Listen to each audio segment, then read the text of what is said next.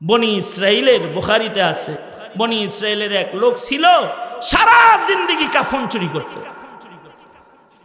কিন্তু এই কাফন চোর তার মৃত্যুর আগ দিয়া তার দিলের ভেতরে আসছে, এই কাফন চোরের আল্লাহর ভয় তার দিলে আসছে। এই কাফন চোরাটা মৃত্যুর আগ দিয়ে তার সন্তানদেরকে একত্রিত করছে, সন্তানদেরকে ডেকে বসায় বলে, সন্তানেরা রে, আমি মরে গেলে আমার লাশটা কিন্তু তোমরা আগুন দিয়ে পোড়ায়া ছাই বানায়া দিবা, আমার গায়ের গোশতগুলো আগুনে পুড়া ছাই হয়ে গেলে ছাইগুলাকে আবার দুই ভাগ করবা, এক ভাগ ছাই বাতাসে উড়াইয়া দিবা, এক ভাগ ছাই পানিতে ভাসায়া দিবা। কেন? আল্লাহ যেন আমারে খুঁজে না পায়, কারণ মহান আল্লাহর আদালতে দাঁড়াইবার মতো হিম্মত আমার নাই। সন্তানরাও বাপে যেমন ওসিয়ত করেছে সন্তানরা তাই করছে, সন্তানরা বাবার লাশকে আগুন দিয়া পুড়াইয়া দিছে, গায়ের গোশতগুলা ছাই হয়ে গেছে, এই ছাইগুলাকে ভাগ কইরা অর্ধেক ছাই বাতাসে উড়াইয়া দিছে, অর্ধেক ছাই পানিতে ভাসায়া দিছে। মহান আল্লাহ তার মৃত্যুর পরে বাতাসকে আদেশ করেছেন, বাতাস তোর ভেতরে আমার একজন গোলাম লুকাইছে, তাকে বাইর কর। পানিকে আদেশ করেছেন, পানি তোমার ভেতরে আমার একটা গোলাম লুকাইছে, তাকে বের করে দাও। লোকটাকে আল্লাহ তাআলা আবার পুনরায় আল্লাহ তাআলা পুনরুত্থান করেছেন, তারা আবার এক জায়গায় করেছেন। এবার একটা কথা, এটা ঈমানি কথা, বলুন তো, আমরাও তো মরে যাব, আমরা মাটিতে পচে গলে মিশে যাব, আমাদেরকে মহান আল্লাহ আবার মৃত্যুর পরে পুনরুত্থান যে করবেন, এটা আল্লাহর জন্য সম্ভব না অসম্ভব? জোরে আওয়াজ করে বলেন।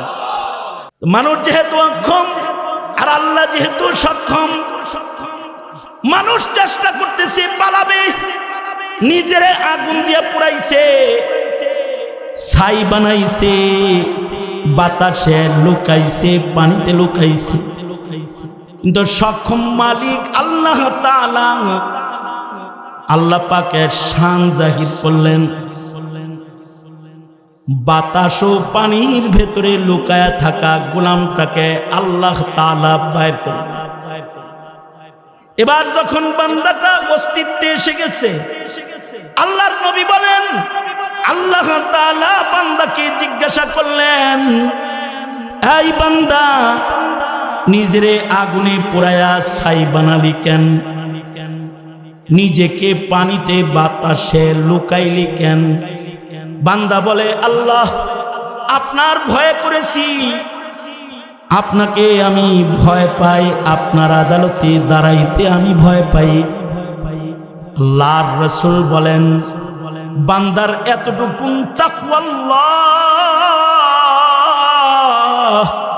মহান মালিকের কাছে এত পছন্দ হয়ে গেছে, আল্লাহর নবী বলেন, আল্লাহ তাআলার সাথে সাথে বললেন, বান্দা যাও, আমার ভয়ে যেহেতু এই কামগুলা তুমি করেছো, আমি তোমাকে মাফ করে জাহান্নামের আগুন থেকে মুক্তি দিয়ে দিলাম।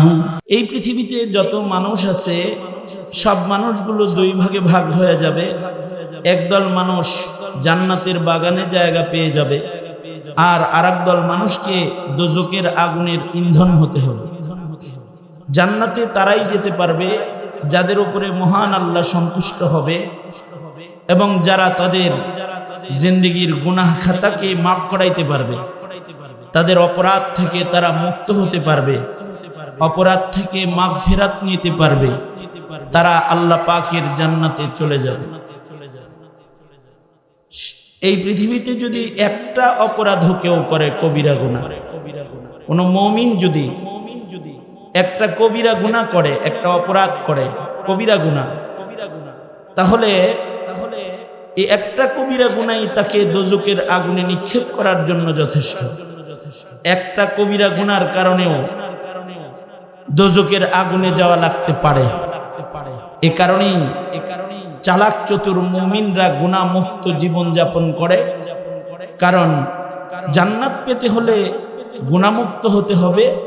জান্নাত পবিত্র জায়গা, আল্লাহ পাক পবিত্র, আল্লাহ পাকের জান্নাত পবিত্র। আল্লাহর জান্নাতে শুধুই মাত্র পবিত্ররাই জায়গা পাবে। কোনো মুশরিক, গুনাহগার, গুনাহযুক্ত, অপবিত্র কেউ আল্লাহর জান্নাতে যেতে পারবে না। এ কারণেই সাহাবায়ে কেরাম রিজওয়ানুল্লাহি আলাইহিম আজমাইন ওনারা একটি কবিরা গুনাহ কবরে নিয়ে যান নাই। জামাতে সাহাবার প্রত্যেকেই, এই এদিকে তাকান, সোজা করেন, হাত সোজা করেন, উঠান, হাত সোজা করেন, কথা শুনেন, দোনো হাত সোজা করেন, নাড়াচাড়া দেন, জবান খুলে আমার সাথে কথা বলেন, জবান খুলে বলেন সুবহানাল্লাহ, উচ্চ আওয়াজে আওয়াজ করে বলেন আলহামদুলিল্লাহ, লা ইলাহা ইল্লাল্লাহ। উঁচু আওয়াজে উঁচু স্বরে শয়তান তাড়ায়ে আল্লাহর বরত্ব চিৎকার করে বলেন আল্লাহু আকবার। আরো জোরে আওয়াজ করে বলেন আল্লাহু আকবার। হাত নামান। এই যেমন আমার দিকে ছিলেন, ছাত্র তলবে ইলম ভাইদের সংখ্যা বেশি, মাশাআল্লাহ, আল্লাহ পাক বরকত দান করুক।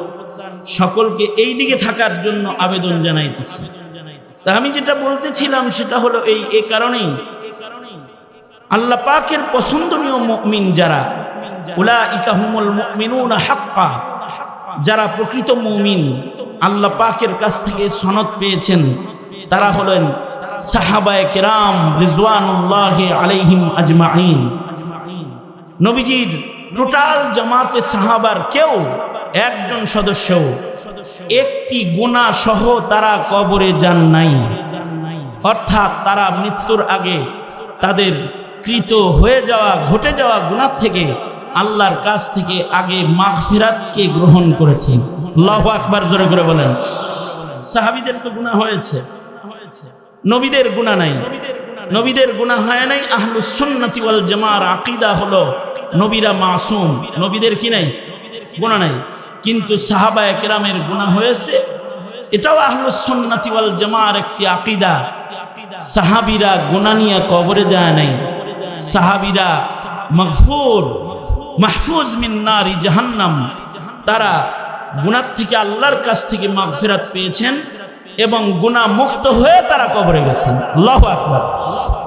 এই ঈমানটা আল্লাহ পাকের কাছে পছন্দের। আমাদের জীবনেও গুনাহ হয়, কিন্তু আমরা আমাদের গুনাহ থেকে মাগফিরাত না নেই, এটা মহান আল্লাহ চান না।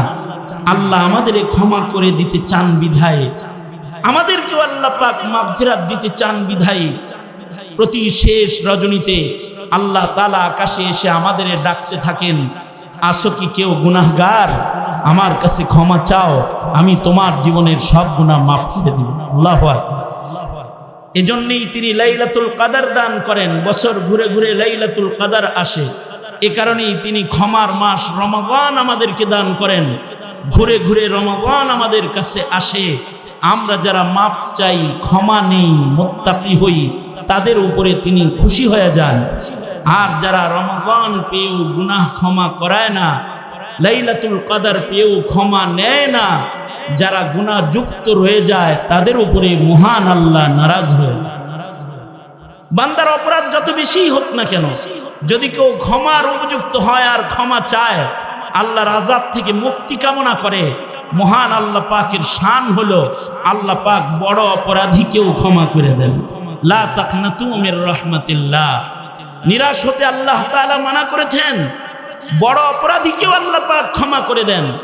আর আল্লাহ যদি ক্ষমা করে দেয়, সারা জিন্দেগি গুনাহ করার পরেও অনেক সময় জিন্দেগির সব গুনাহ মাফ করায়া কিসমত ভালো হইলে জান্নাতি হয়ে কবরে চলে যায়। বুখারী শরীফে আছে 100 খুনের আসামি, 100 খুনের আসামি কিন্তু আল্লাহর কাছ থেকে মাগফিরাত নিয়ে কবরে চলে গেছে। মাগফিরাতের জন্য চাহাত পেরেশানি তার আসছে, কারণ আল্লাহ পাক তো দয়ালু, বান্দাকে তো আল্লাহ তাআলা ভালোবাসেন। আল্লাহ পাক তো বান্দাকে দোজখের আগুনে ফেলতে চান না। জোরে বলেন, চান না। আল্লাহ পাক বান্দাকে জাহান্নামের আগুনে দিতে চান না, কারণ আমাদেরকে আল্লাহর চাইতে বেশি ভালোবাসনেওয়ালা আর কেউ নাই। আমাদের মা আমাকে যতটুকুন আপনাকে যতটুকুন ভালোবাসে আল্লাহ তার চাইতে কম ভালোবাসে না বেশি ভালোবাসে? ভাই ভাইকে যতটুকুন ভালোবাসে তার চাইতে কম ভালোবাসে আল্লাহ না বেশি? বন্ধু যতটুকুন বন্ধুকে ভালোবাসে তার চাইতে আল্লাহর ভালোবাসা কম না বেশি? বেশি। তাই আল্লাহ কি চান যে আমি আপনি দোজখে যাই? এই কারণে ক্ষমা দেওয়ার জন্য মাগফিরাতের দুয়ার খুলে সবসময় বসে থাকে। আল্লাহর রাসূল সাল্লাল্লাহু আলাইহি ওয়াসাল্লাম এইগুলো বুঝাইতে গিয়ে সাহাবায়ে কেরামদেরকে উপমা পেশ করেছেন। একবার আল্লাহর নবী এক গাজওয়াত থেকে আসতেছেন, নবীজি ফেরত আসতেছেন গাজওয়াত থেকে, এক জায়গায় তাবু গাড়লেন সাহাবায়ে কেরাম সহ। তো পাশেই এক মহিলা চুলা জ্বালাইছে রান্না করার জন্য। আগের যুগের চুলা ডিজিটাল চুলা না, এই যুগের চুলা তো ডিজিটাল, লাকড়ির চুলাও ডিজিটাল। আমার হযরতের কাছে এক চুলা ইঞ্জিনিয়ার আসছে, হে দুইটা চুলা বানায় দিব, এটার বিল হইল 1,85,000 টাকা মাত্র। হ্যাঁ, কয়টা চুলা?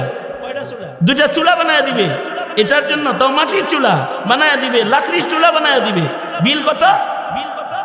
1,85,000 মাত্র। এটা হলো বিল। কেন? এটা ডিজিটাল লাকড়ির চুলা, এটার কালি পড়বে না, এটার কালি দিয়ে পাকের ঘর কালো হবে না, পাতিলের নিচেও কালি লাগবে না, এটার আগুন চুলার বাইরে বের হবে না, লাকড়ি বেশি খরচ হবে না, কম খরচ হবে, অল্প কয়লায় রান্না কমপ্লিট হয়ে যাবে, ইত্যাদি ইত্যাদি অনেক ফজিলত এই চুলা। এই কারণে এই চুলার দাম কত? 2 চুলার দাম মাত্র 1,85,000। কিন্তু আগের জমানায় তো এত ডিজিটাল ছিল না, আগের জমানায় পাকের ঘরও ছিল না। 3টা পাথরের উপরে পাতিল বসায়া মহিলা রান্না করত, মহিলারা খাবার প্রস্তুত করত, যে খোলা জায়গায় আগুন জ্বালায়।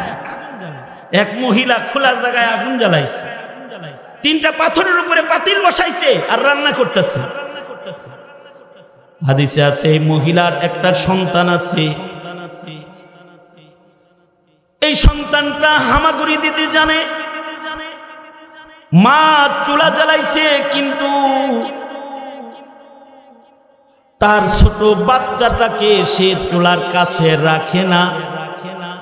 চুলার গরম বাতাসে যদি আগুনের কোনো ফুলকি সন্তানের গায়ে লেগে যায়, এ কারণে মা বারবার নিজের সন্তানটাকে দূরে রেখে আসে খেলনা দিয়া। কিন্তু মায়ের কাছে খেলনার চাইতে মায়ের কোল বেশি দাম। সন্তানের কাছে খেলনার দাম বেশি না, মায়ের কোলের মূল্য বেশি। সন্তানটা বারবার খেলনা বাদ দিয়া মার কাছে আসে, আবার মা রান্না বন্ধ করে নিজের সন্তানকে দূরে নিয়ে বসায় রেখে আবার চুলার কাছে একা আসে। সাহাবায়ে কেরাম দৃশ্য দেখছেন, আল্লাহর নবী নিজেও দেখতেছেন। আল্লাহর নবী সাহাবীদেরকে বললেন, এই সাহাবীরা, ও মায়ের মোহাব্বতটা দেখো। মা চায় না তার চুলার আগুনের ফুলকি বাতাসে উড়ে তার সন্তানের গায়ে লাগা যাক।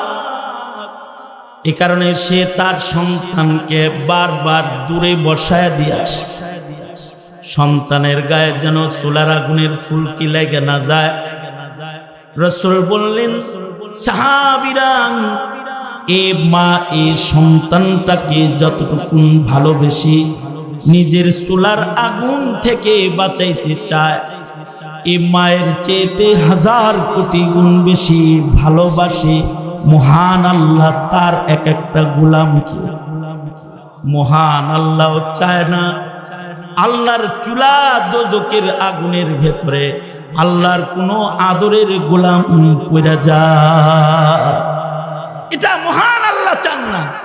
আল্লাহ চান বান্দা ক্ষমা পেয়ে যা।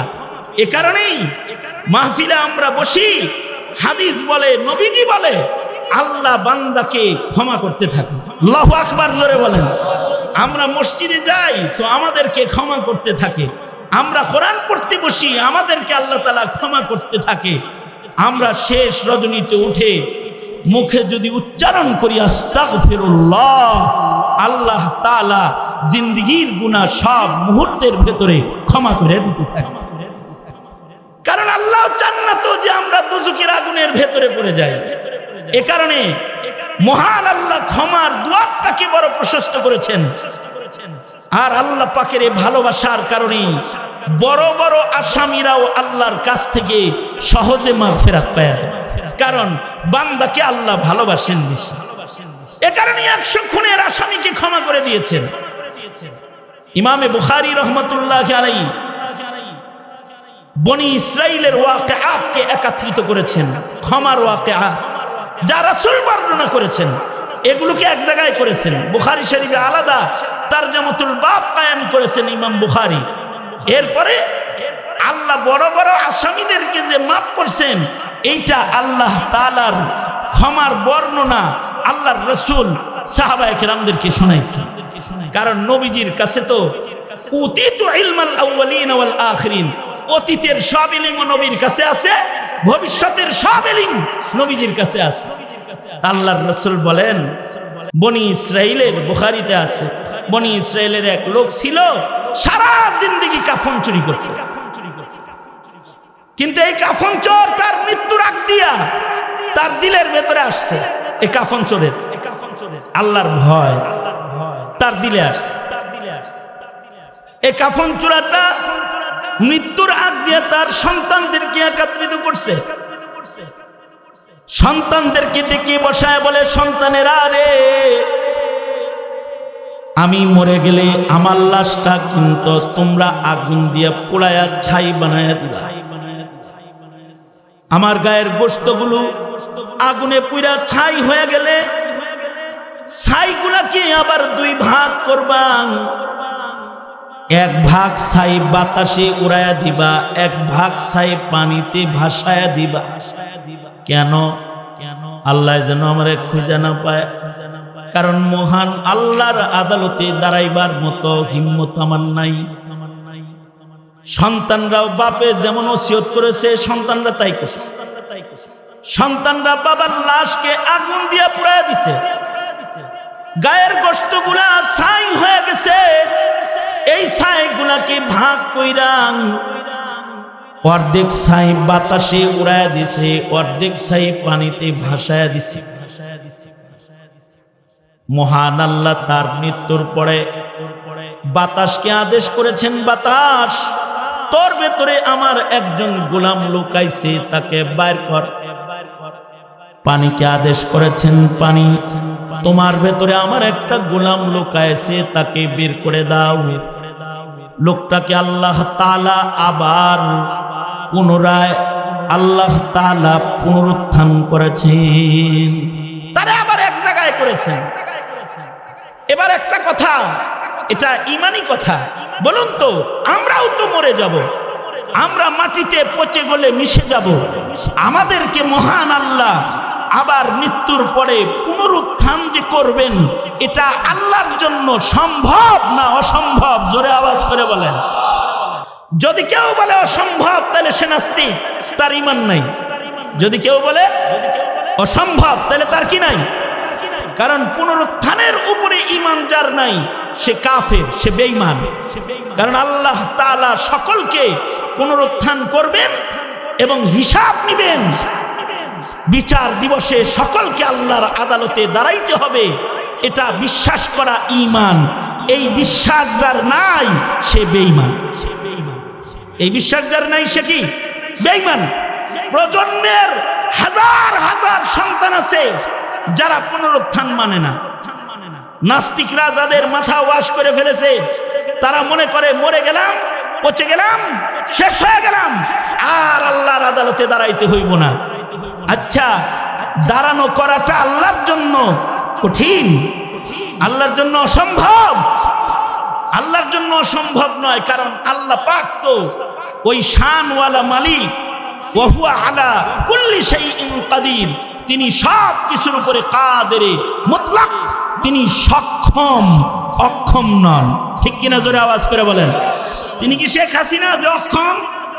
তিনি কি ডক্টর ইউনূস যে অক্ষম? তিনি কি আমেরিকার প্রেসিডেন্ট যে অক্ষম? তিনি রাজার রাজা, মহারাজা আল্লাহ। তার শান হলো তিনি সবকিছু করতে সক্ষম। মানুষও নিজেকে সক্ষম মনে করে, হাসিনা মনে করে সক্ষম সে, কিন্তু আসলে সে কি?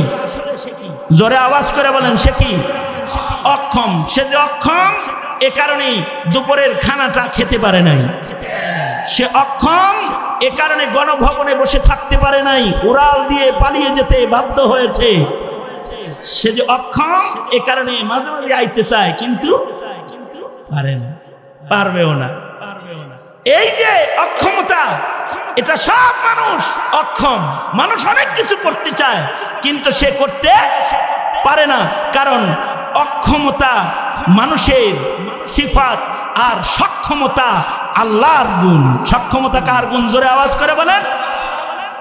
सरापा आजिजी होने, सरापा आजिजी होने ने बंदा कर दिया हमको, अगर ना हम खुदा होते जो दिल बे आरज़ू होता, अगर ना हम खुदा होते जो दिल बे आरज़ू होता।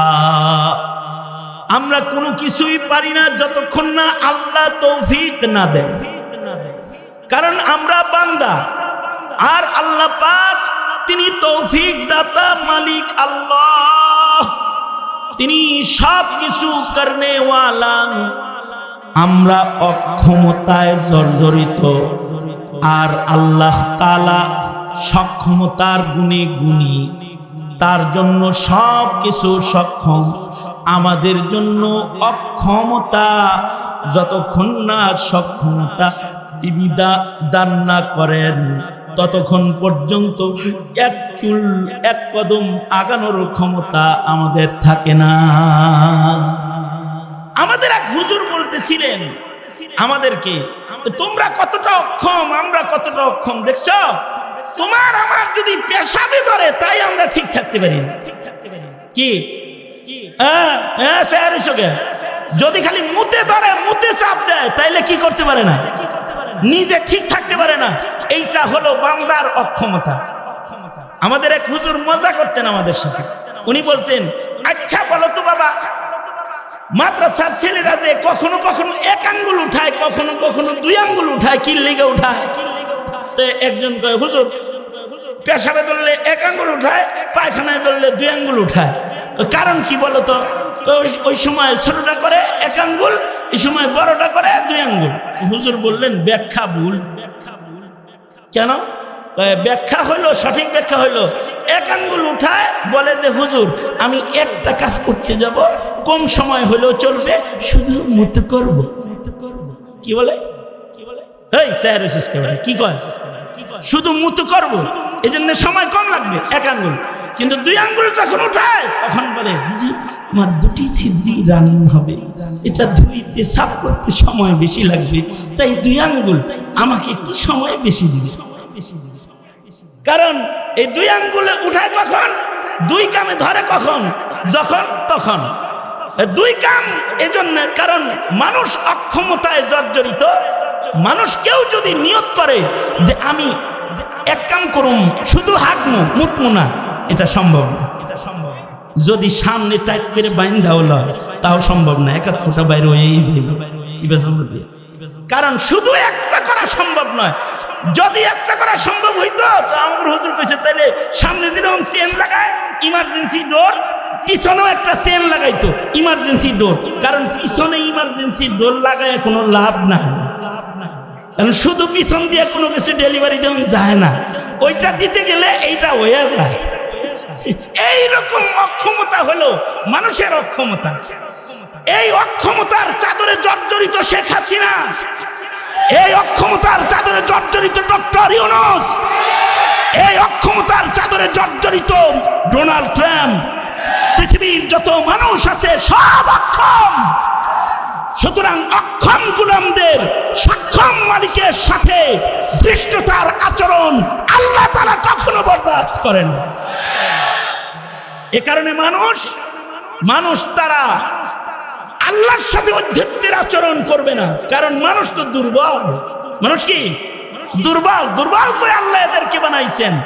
সঙ্গত কারণে সবল মালিকের কাছে মানুষ সব সময় নত হয়ে থাকবে।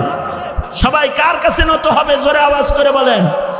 হয় না? আরো জোরে চিল্লে আওয়াজ করে জোরে বলেন, কার কাছে নত হবে? আল্লাহর কাছে নত হবে। কারণ সক্ষম একজন আল্লাহ, অক্ষম সব মাখলুকাত, সবাই অক্ষম। মানুষ যেহেতু অক্ষম আর আল্লাহ যেহেতু সক্ষম, মানুষ চেষ্টা করতেছে পালাবে, নিজের আগুন দিয়ে পুরাইছে, ছাই বানাইছে, বাতাসে লুকাইছে, পানিতে লুকাইছে, কিন্তু সক্ষম মালিক আল্লাহ তাআলা, আল্লাহ পাকের শান জাহির করলেন। বাতাস ও পানির ভেতরে লুকায়া থাকা গোলামটাকে আল্লাহ তাআলা বাইর করলেন। এবার যখন বান্দাটা অস্তিত্বে এসে গেছে, আল্লাহর নবী বলেন, আল্লাহ তাআলা বান্দাকে জিজ্ঞাসা করলেন, এই বান্দা, নিজেরে আগুনে পোড়ায়া ছাই বানালি কেন? নিজেকে পানিতে বাতাসে লুকাইলি কেন? বান্দা বলে, আল্লাহ, আপনার ভয় করেছি, আপনাকে আমি ভয় পাই, আপনার আদালতে দাঁড়াইতে আমি ভয় পাই। আল্লাহর রাসূল বলেন, বান্দার এতটুকু তাকওয়াল্লাহ মহান মালিকের কাছে এত পছন্দ হয়ে গেছে। আল্লাহর নবী বলেন, আল্লাহ তাআলার সাথে সাথে বললেন, বান্দা যাও, আমার ভয়ে যেহেতু এই কামগুলা তুমি করেছো, আমি তোমাকে মাফ করে জাহান্নামের আগুন থেকে মুক্তি দিয়ে দিলাম, তোমাকে ক্ষমা করে দিলাম। এটা হলো আল্লাহর ভয়, যে আল্লাহ বান্দাকে এত ভালোবাসে যে এতটুকুন ভয় যদি কেউ আল্লাহকে করে, তা আল্লাহ তাআলা তাকে ক্ষমা করে দেয়, মাফ করে দেয়। কারণ ক্ষুধা ভীতির মূল্য রবের কাছে অনেক। ক্ষুধা ভীতুদেরকে রব ক্ষমা করে, ক্ষমা করাটা নিজের শান বানাইছেন। এখন এই লোক তো এরকমও হইতে পারে, মুতাকাল্লিমিনরা বলে এই লোক তো পুনরুত্থানই মানে না, যে কারণে সে নিজের আগুন দিয়ে পুরাইছে, সে বাস বাদাল মওত মানে না। কিন্তু হাকিম মুহাম্মদ থানভী রাহমাতুল্লাহ আলাইহি বলে, মহান মালিকের দয়া অনেক বেশি, সে পুনরুত্থান মানে না তা না, সে আসলে জাহিলুত তাকদীর, তার আকল কম, সে ইলম কম রাখে। হযরত হাকিম মুহাম্মদ থানভী রাহমাতুল্লাহ আলাইহি বলেন, জাহিলুত তাকদীর, সে তাকদীর অস্বীকারী না, আসলে তার জ্ঞান বুদ্ধি কম। তবে যদি কারোর জ্ঞান বুদ্ধি কম হয়, অর্থাৎ কেউ যদি পাগল হয়, আল্লাহ তার প্রতি দয়া ভিন্ন হবে। কিন্তু কেউ যদি আওয়ামী লীগের মতো পাগল সাজে, তার জন্য দয়া কিন্তু ভিন্ন হবে। আওয়াজ করে বলেন ঠিক না বে ঠিক? বুঝেন? আমি একটা হলো পাগল হওয়া, আর একটা হলো পাগল সাজা, পাগল সাজছে। আর একটা হলো পাগল হওয়া, আকল আসলে কম। আকল যদি কোনো সন্তানের কম হয়, মা বাপ সন্তানের প্রতি দয়ালু হয়।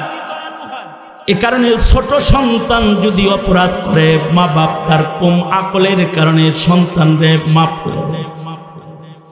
আকল যদি কম হয়, সরওয়ারে দু আলম নবীও মাফ করে দেয়। যেমন বুখারী শরীফের ভেতরে আছে, এক সাহাবী রাসূলের দরবারে এসেছে, এসে মসজিদের ভেতরে দাঁড়ায়া পেশাব করে দিছে। ফাবালা কাইমান ফিল মসজিদ, মসজিদে দাঁড়ায়া পেশাব করে দিছি। যারা আকলমন্দ তারা কয়, এই সাহাবী, এই মুতসকে এনে।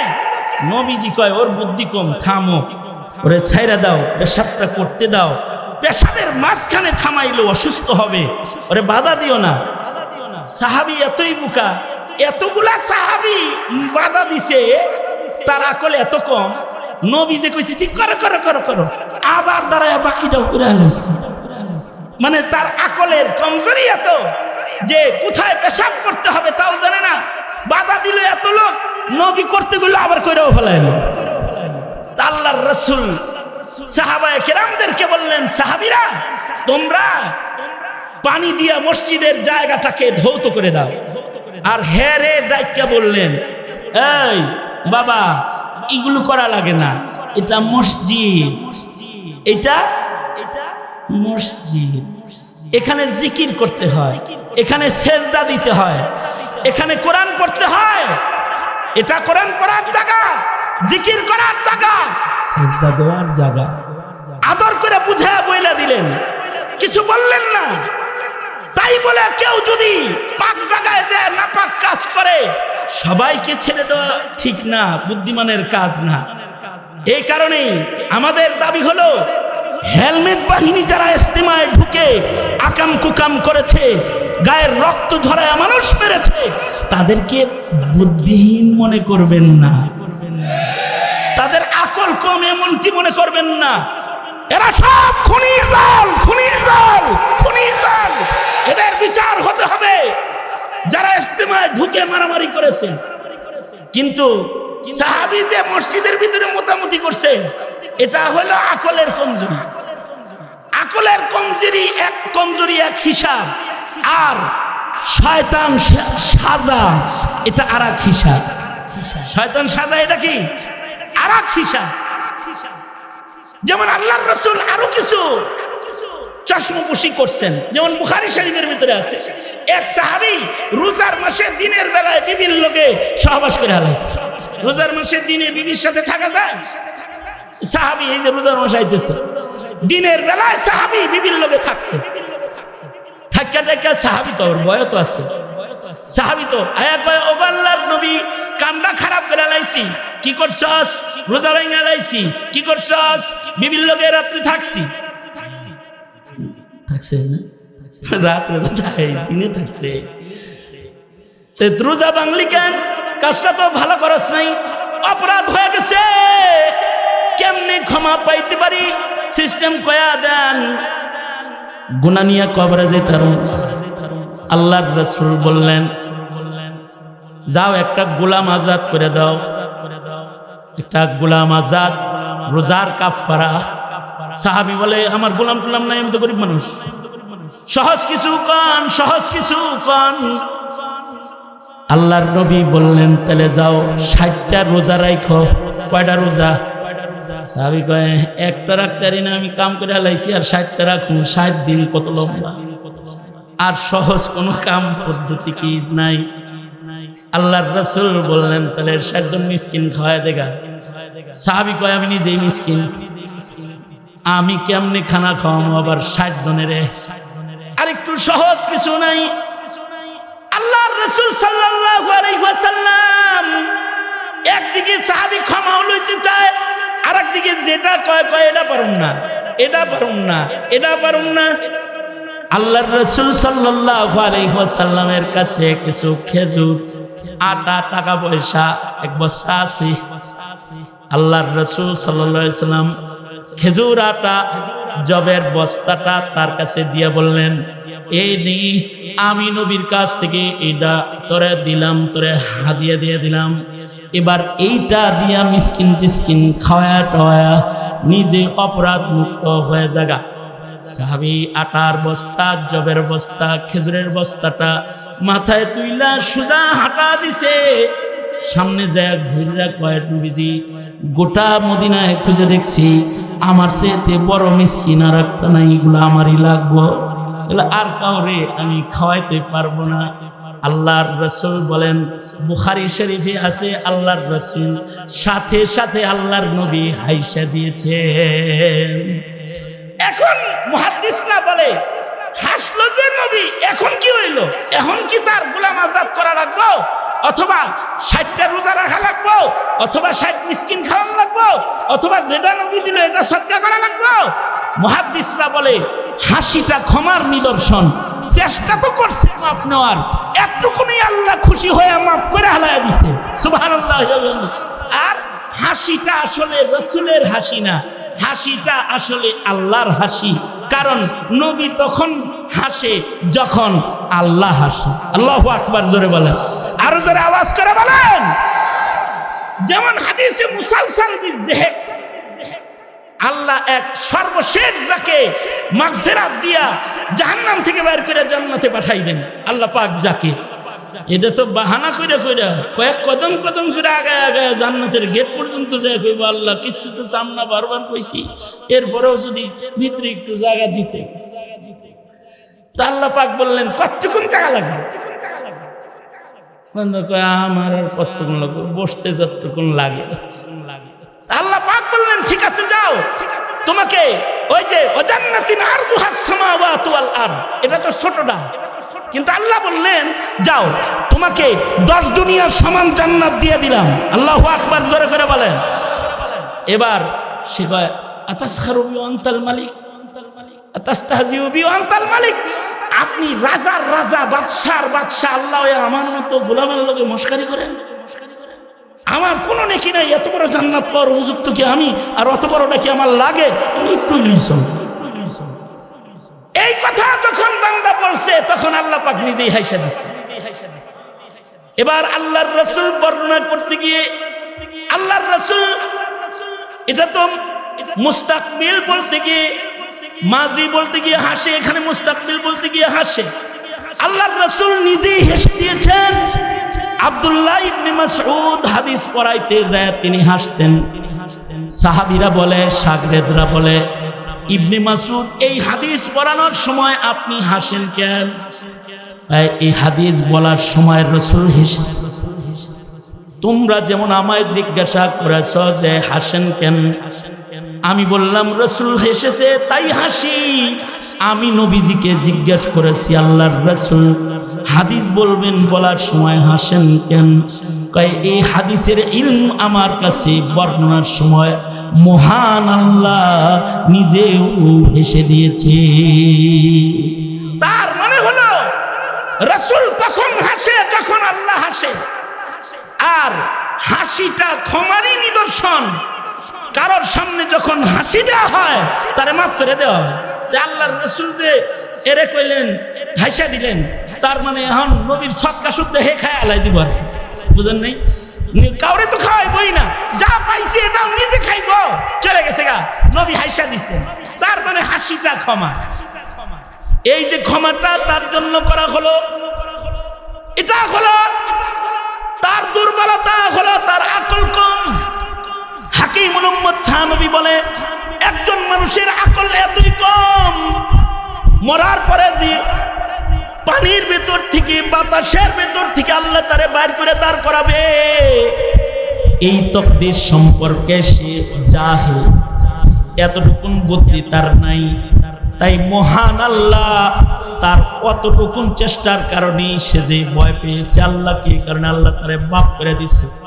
কিন্তু হাফিজুল হাদিস ইবনুল হাজার আসকালানী রহমাতুল্লাহি আলাইহি, হাফিজুদ দুনিয়া ইবনুল হাজার আসকালানী রহমাতুল্লাহি আলাইহি বলেন না, লোকটা জাহিলুত তাকদীর নয়, লোকটার ভিতরে সিগারুন নফসের গুণ আছে। তার মানে হলো সে যে কাফন চোর এটা সে নিজে জানে, সে যে চুরি করতো এটাও সে মানে, এ কারণে সে নিজেরে পুত পবিত্র মনে করে না, কাফন চোরই মনে করে, নিজেকে ছোট মনে করে। রাজার রাজা যিনি বড়দের বিচার করবেন তিনি কি আমার মতো কাফন চোররে খুঁজবেন? নিজেরে ছোট মনে করেছে, অথবা সে চোর হিসেবেই নিজেকে হারিয়ে ফেলতে চায়। কিন্তু আমাদের শেখ হাসিনা উনি উল্টা, উনি কোনো দোষ করে নাই, কাফন চোরে তো তার দোষ স্বীকার করছে। কিন্তু এই জালেম শয়তান এত বড় জালেম, বিডিআর মারলো ওগুলোকে হত্যা মনে করে না, শাপলা চত্বরে আলেম ওলামা মারলো এগুলোকে অপরাধ মনে করে না। সর্বশেষ রাজপথে ছাত্র জনতার বুক ঝাঁঝরা করে গুলি করে করে তাজা তাজা প্রাণ রাস্তায় ফেলে দিল, এগুলোকে অপরাধ মনে করে না। আর কয় আমি কি করছি, আমি কি করছি, আমার কি দোষ? বুবু দোষ চোখে দেখেন না, না বর্ডারের ওই পার আছেন কেন, এই পার আসেন। এই 90% মুসলমানের দেশে একটু পাড়া দেন, আপনার দোষ চোখে আঙ্গুল দিয়ে আপনাকে দেখায় দেওয়া হবে। যদি কেউ চোখে দোষ না দেখে তাকে দোষ দেখায় দিতে হয়। কেউ যদি অপরাধ না বুঝে তাহলে ওর বিচার করে অপরাধ তাকে বুঝায় দিতে হয়। সরকারকে বলবো, যারা অপরাধ করে অপরাধ বুঝে না, সত্তর তাদের অপরাধ তাকে বুঝিয়ে দিন, অন্যথায় জনতা এটা মেনে নিতে পারবে না। অপরাধীকে লালন পালন এ জাতি করবে না, অতীতেও করে নাই, এখনো করে না, ভবিষ্যতেও করবে না। তবে কেউ যদি নিজেকে অপরাধী মনে করে আর যদি অপরাধী মনে করে আল্লাহর কাছেও মাপ চায়, তো আল্লাহ পাক বান্দার প্রতি এতই দয়ালু যে তিনি রহমতের দ্বার খুলে বসে থাকেন। এ কারণে আল্লাহ তাআলা বলেন, ওয়াসারিউ ইলা মাগফিরাতিম মির রাব্বিকুম ওয়া জান্নাতিন আরদুহাস সামাওয়াত ওয়া জান্নাতিন আরদুহাস সামাওয়াত ওয়াল আরদু উইদ্দাত লিল মুত্তাকিন। আল্লাহ বলেন, বান্দা দৌড়াও, ক্ষমার দিকে দৌড়াও, যেখানে গেলে ক্ষমা পাওয়া যায় সেখানে যাও। যখন আমার ক্ষমার ঘোষণা আছে, আমার কাছে ক্ষমা চাও। তোমার অপরাধ হয়েছে, আমাকে ডেকে তোমার অপরাধের জন্য তুমি মাপ চাও। যারা আমার কাছ থেকে ক্ষমা নিবা তারা জান্নাত পাবা। সাবধান, ক্ষমা না নিয়ে জান্নাতের দিকে যাও না, কারণ জান্নাত মুত্তাকি পাক বান্দার জন্য বানানো হয়েছে। একটা কবিরা গুনাহ সহ কেউ কিন্তু জান্নাতে ঢুকতে পারবে না। এ কারণে অপরাধ যাদের হয় বা অপরাধীদের দায়িত্ব হলো নিজের অপরাধ তাকায় দেখা আর নিজের কৃত অপরাধ থেকে আল্লাহর কাছে মাগফিরাত চাওয়া। যারা মাগফিরাত চাইবে আর যারা দুনিয়ার জমিনে গুনাহ থেকে আল্লাহর কাছে মাপ চেয়ে মাপ নিবে, মরার সাথে সাথে তারা জান্নাতে চলে যাবে।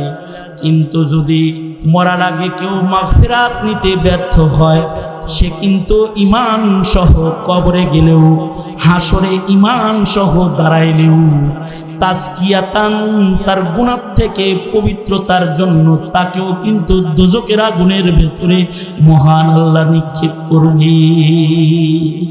ঈমানদার, তার ঈমান আছে, তার মুখে কালিমা আছে, হৃদয়ে ঈমানের বিশ্বাস আছে, কিন্তু ক্ষমা নেয় নাই, তাকে কিন্তু আল্লাহ তাআলা দোজকে নিক্ষেপ করবে।